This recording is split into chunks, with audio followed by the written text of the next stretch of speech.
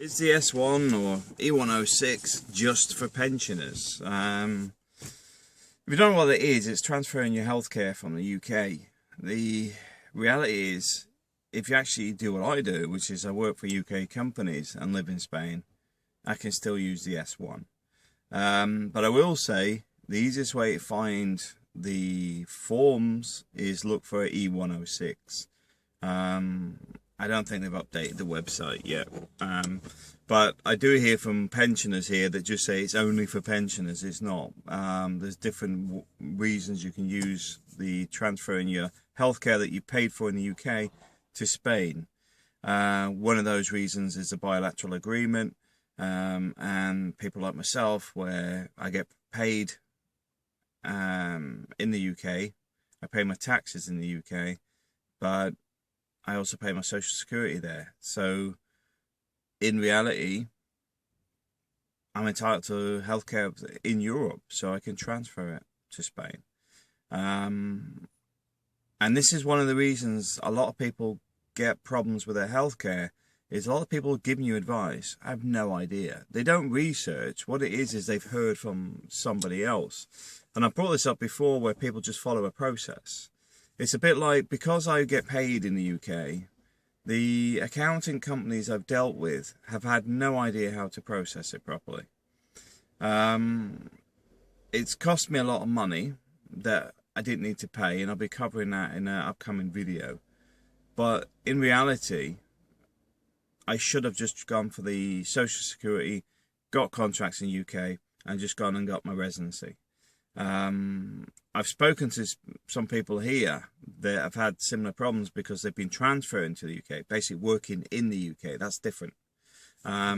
Because here I'm physically a resident. I'm solidly on the ground here. Even though I'm home working, they still see that as different to somebody that actually commutes backwards and forwards to the UK. If that makes sense. Because you've got to be here, I think, 180 days. Before they recognise you as a tax resident, etc. So it's an odd one, but in reality, you should be entitled to healthcare from the UK in some form.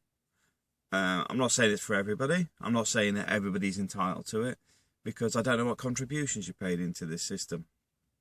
It's why pensioners are entitled to it. But I found, even now, some people still using their European health card.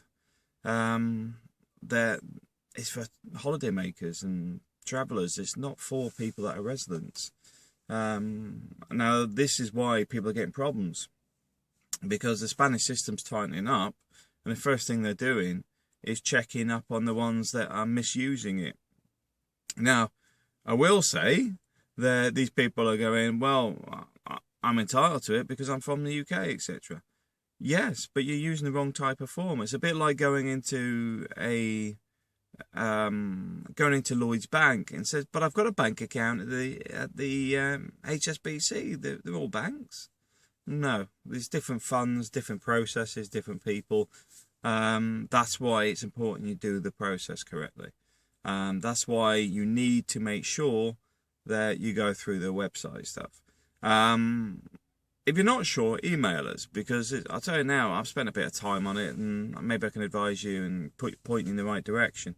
But our expat services is going to be doing more and more of this type of stuff, because with this Brexit looming, there's a lot more stuff that people are starting to do that they should have done 10 years ago, 8 years ago, 20 years ago, that they're now starting to see that they have to get it done.